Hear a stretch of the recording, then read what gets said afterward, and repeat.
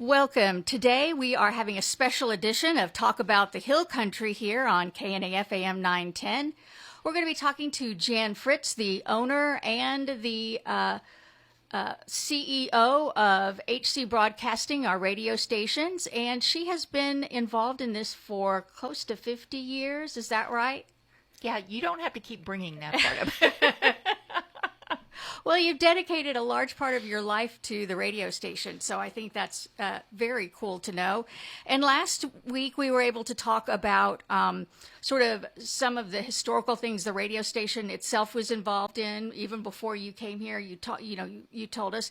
And I'd like today to talk a little bit about your legacy in terms of what you've done here and in the community for the last as you've been a part of the community. So. You began working at the radio when you were 17, and then after college, you and Jason came back to Fredericksburg and went working for the Gillespie Broadcasting. So what was it like? You became the general sales manager. What was that like? Well, I first started out doing sales, and I was really the very first woman to, as Jason loved to describe me, walk the streets. For a living.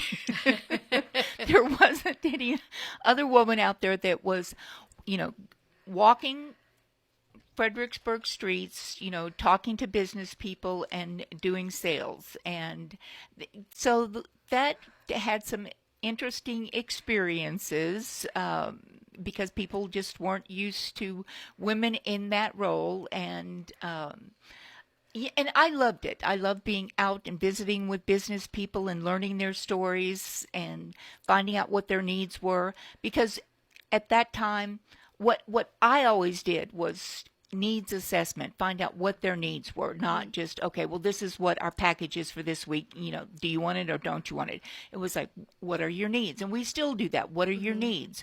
And let's see what we have that will answer those needs. Right. And I feel like that's the best way for us at the radio stations to help people, to help their businesses to grow. So I wasn't immediately made sales manager. That took a while for me to work up to that point. But they knew that I was reliable. And I've always had a knack for being in charge, from little on. So eventually they made me sales manager, and I am good at, helping people to see what they need to do and to manage people. So, but Jason loved to tease me. He would introduce me as his wife. She walks the streets for a living. So, but I love doing it. I love helping people and helping their businesses to grow. That was, I always felt like, was a real important aspect of what we do here, is helping their businesses to grow and helping then Fredericksburg to grow. Well, and you had a big impact on the programming here. Now, we have, just to clarify for people, currently we have 4 radio stations. We have the one that you're listening to, KNAF AM 910. That is classic country and public service and news. Then we have the Deuce, which is 105.7, which is contemporary country. And then we have KFAN, which you were deeply involved in, which is also KEEP as well, which does Texas country, rock, and blues. And so some of this is what you did before some of those existed as well. Like you were creating programming before all the radio stations we have now, correct? Right. I've always been very creative. And so even when the AM still belonged to Norbert and Aline, I'd come up with these ideas, and I'd go to Norbert, and he said, well, as long as it doesn't cost us any money, go ahead. That was his standard answer. Well, as long as it doesn't cost us anything, go ahead, give it a try. But most of the things that Toys for Tots was one of the very first things that I came up with, and I went to Jason, and because we had just moved from Austin, and in Austin that was a big thing. They had Toys for Tots drives, and at that time we didn't realize that it was a marine thing, that name was Toys for Tots. But we saw that there was nothing like that here in Fredericksburg, but that there was a huge need. So when we went to Norbert, the standard answer, as long as it doesn't cost us anything, go ahead. So we started a Toys for Tots drive here in Fredericksburg. And the very first year, we collected 76 names, and we got enough to fulfill those, give toys to all of those kids. We sat on the floor in the front lobby, and we wrapped all of those. Jason and I and the staff, and then Jay delivered them all. And it just exploded from there. Wow. And you actually created Talk About the Hill Country, like what people are listening to right now. You were the one who brought it to the station. I did. I thought that that was a great way for people to get to know the businesses and the nonprofit groups in town, and we didn't have anything like that, and so we started that program, and it's been going ever since. Wow. And you also had a program called Kit and Caboodle that ran for close to 20 years? Yeah. I lost track of how many years it ran, but it ran at least 20 years, and it was on Saturday mornings, and it was an hour long, and I called it Kit and Caboodle because we covered everything. I interviewed famous people. I interviewed people who had just written great books. I interviewed, like one of them I remembered, the man who wrote Flags of Our Fathers. And he had just signed a contract with Clint Eastwood. Wow. To turn that book into a movie. He was so excited. But I interviewed, so many different kinds of people. I interviewed local celebrities, local historians. I interviewed astrologers. I interviewed people about death. I interviewed, you name it, and we covered it. Just a little bit of everything. That's so cool. And now Talk About the Hill Country has taken on a little bit of that. Hopefully you'll come back sometime and do another one of your own talk shows. That would be really cool. That sounds really good. And so one of the other legacies that you had, there's a number of them for the community, but one more to talk about is what we alluded to earlier, is you work closely with Jason to create Texas Rebel Radio. Can you tell people a little bit about that? Yes. After his parents decided that they wanted to get out of radio, we bought the AM station from them. And then we bought a construction permit.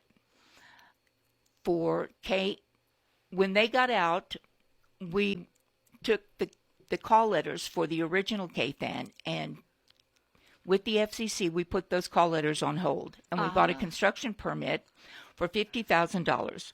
We had to go to Cleburne, Texas, to get a loan. Wow. To buy that construction permit, and then it took us a while to build out the original KFAN, and he and I talked back and forth, but he had this idea of building a radio station that had music like people had in their own music collection. Because people, when they buy their own music, they don't usually buy just one type. They don't usually buy just country. They'll have their favorites. And that's what his dream was to have a radio station that mimicked what people like to listen to, and that really supported Texas musicians. We didn't like the fact that people had to wait until their music charted in order to have it on the radio. So our philosophy was, if it's good, we'll play it. Wow. And that's still true. That's still true to this day. It's still true. We've introduced a number of new artists. Even I've only been here about 3 years, and even in that time, I can tell you that we've introduced new musicians who are coming to us with their first album, or even just their first EP, their single, and they're just so good. We were like, we have to get them on. That's right. That's right. That's our philosophy, and we want that music out there where people can hear it. We don't believe they should have to wait until their music charts, which is what the big stations do. If it's not charting, they're not going to play it.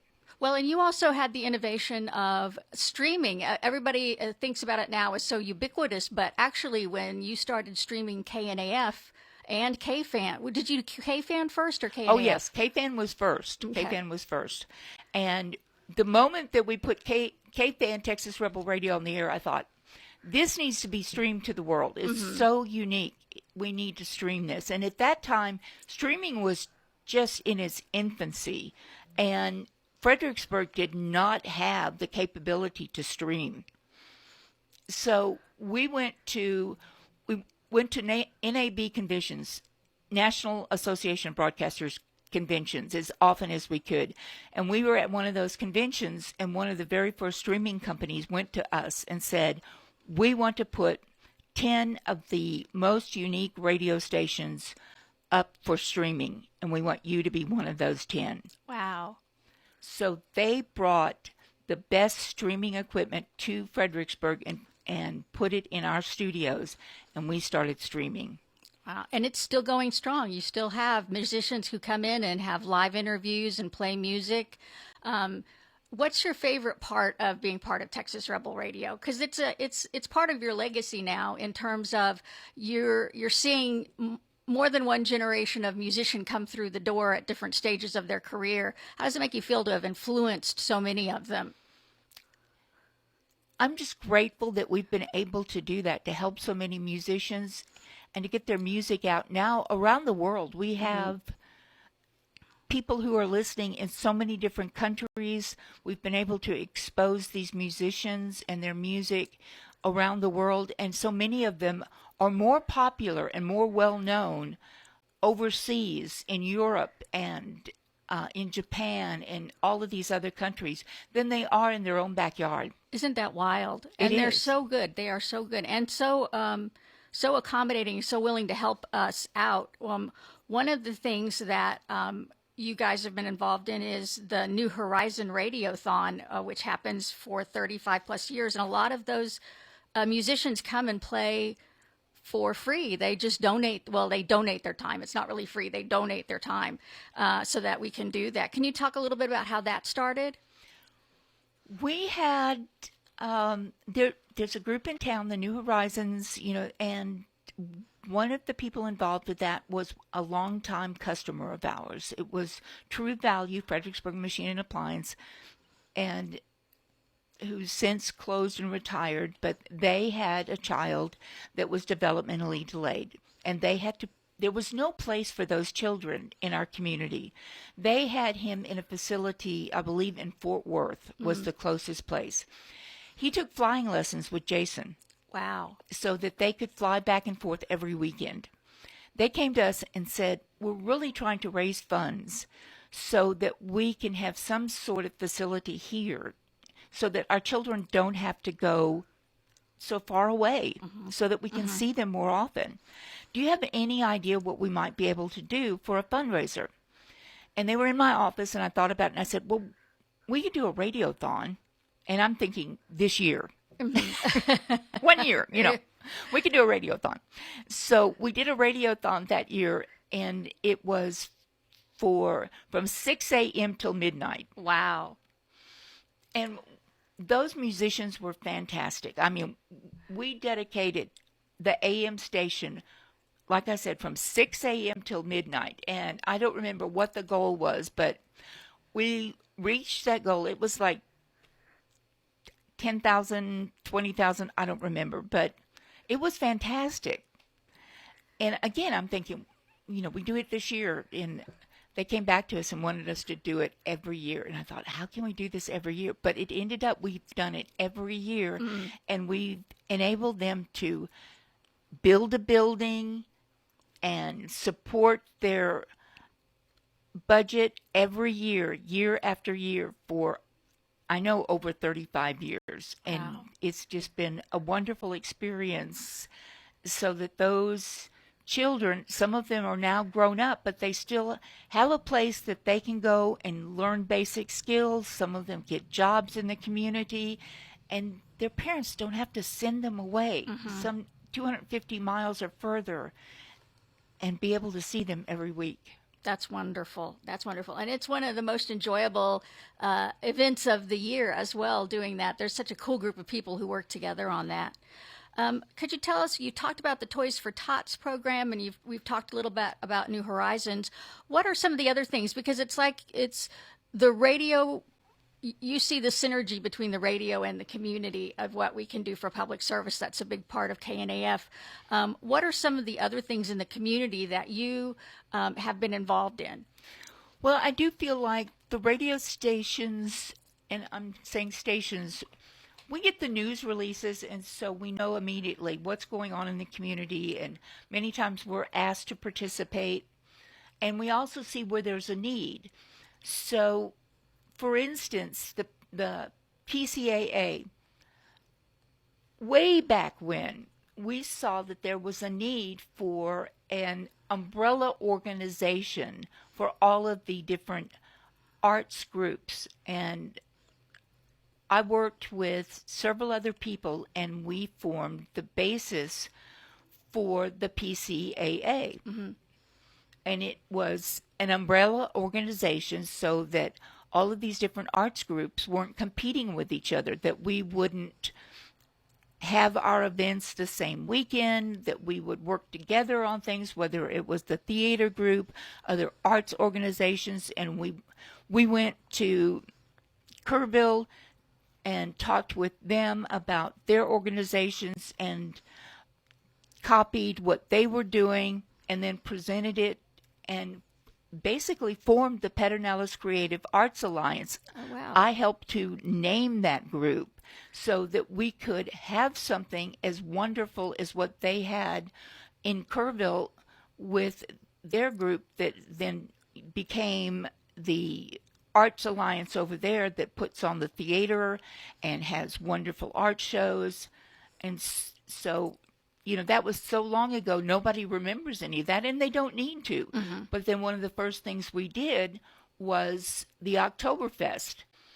And we had to borrow a liquor license so that we could put on the first Oktoberfest. Oh my gosh. Well, and you were part of the lighted Christmas parade and the return of the 4th of July parade as well? Yes, there was a small group of us that did that. And for the first lighted Christmas parade, there were 3 of us. It was Sagner's Jewelers and the radio station and the Nimitz Museum that organized that event. And ended up there was only 3 of us in the parade. And so we went around Market Square and around and around and around. But it was such a great event that, you know, it just grew and grew and grew. That's amazing. And you are also, some of these are things that, these are all things that are still a part of our community today, like the Food and Wine Festival. You ran that auction for 10 years? Yes, I was on the committee that helped to get that event going, and I volunteered to organize the auction. And for 10 years, the auction is what made the money for the Food and Wine Fest. And after 10 years, they decided we don't need that anymore, and I stepped away. But the Food and Wine Fest is what really helped kick off a lot of the redevelopment of Market Square. Oh, wow. And you were part of the Market Square Redevelopment Commission as well. Jason and I both were. Well, and you are what was it with the Higher Education Committee? What were you able to do with that? Well, that committee met for a long time and discussed many different ways on how we could bring higher education to Fredericksburg, and it resulted in the Texas Tech group, which cooperated with other higher education groups, and we had the Texas Tech group, which had the buildings out towards the end of town, and we had classes there for many years. And we at the radio station had donated $10,000 in advertising to help entice them here. And we had a great nursing school there. They taught wine classes to help bring more wineries here. It was I don't know what eventually happened, but we worked for a long time, several years, to bring higher education back to Fredericksburg. Oh, wow. Well, and you are also part of Windows on Texas. It's a 4-day concert and seminar series. How tell us a little bit about that. Is that something you would look forward to doing again one day, or has that had its time? I think that we could possibly look forward to doing that again. That was something that I'm trying to remember exactly who. It was not the chamber. It was the I'll have to think about it. Was another branch there they came to me in my office around a little before Thanksgiving and said, we really need something to boost the economy in Fredericksburg in January because it gets so slow in January. Do you have any ideas on what we could do with you at the radio station to boost the economy in January? So I thought for a while, and then I got back with them and said, well, we could do a series of concerts in January. And I'm thinking, a year from now, January. And he said, no, this January. We need to start something right away. So we pulled it off between Thanksgiving and the following January. Wow. We started Windows on Texas. That's amazing. That's amazing. And that sounds like a lot of fun. And as we get to sort of the close of the hour is coming up, when I'm going to miss, these are such a great conversation. Maybe we could talk about some more of these things individually. Like I know we talked a little bit about the trading post earlier. I'd love to have you come on and talk about the Hill Country and sort of some of these other things that are a part of our daily life now at in Fredericksburg. But what was you've announced every parade on the radio from the V50 to the fairs? V plus 50 was something that was a extraordinary event that was organized by the Nimitz Museum, but that was Victory plus 50 years. And we had a couple of presidents here, the governor, there was so many officials here, and it was a huge event. And we did have the privilege of announcing that parade right in front of all of these special dignitaries. It was a huge, huge event, but it was Victory plus 50 years. So that would have been 1995 or 6. It was a wonderful parade, a wonderful event. That's right. And you were part of the 150th, 160th, and 175th anniversary celebrations. Is that right? Yes. That's so cool. And so what are, as you work with all of the radio stations and as you work in the community, are you still looking for ways to support the community as we go? Absolutely. Absolutely. That's one of the things that, people say, well, the radio stations are supposed to do that. FCC says you have to do that. Actually, all the FCC says is that we have to assess the needs of the community and show where we are answering those needs. So all we really have to do is do our local news, and that's it. We don't have to do all the rest of this stuff. We want to. Yeah. We enjoy doing it. We feel like it's the best thing for us to do, but we don't have to. But that's what we want to do. Oh, that's wonderful. Oh, thank you so much for being on with us today, Jan. And we'll set up another time to talk about the Hill Country. Is that okay? Sure. Excellent. Excellent. Thank you so much for being with us today. And it's nice hearing the history of the radio station and of your contributions to it. So this has been Talk About the Hill Country. We are here every Monday through Friday at 10 a.m. and sometimes 10:30 when we have a special edition, and sometimes 1:30 when we have another special edition. It just sort of varies. There's so much to talk about. We don't always feel like we have time in our 10 o'clock show. And if you would like to be on Talk About the Hill Country, you can give us a call at 830-997-2197. Email us at knafnews@gmail.com. You can also send us something to our P.O. Box at P.O. Box 311 in Fredericksburg, or stop by the studio at 304 East San Antonio Street, and we will get you on the calendar and give you a little tour as well. So thank you so much, and have a great day here on KNAF AM 910. Good job.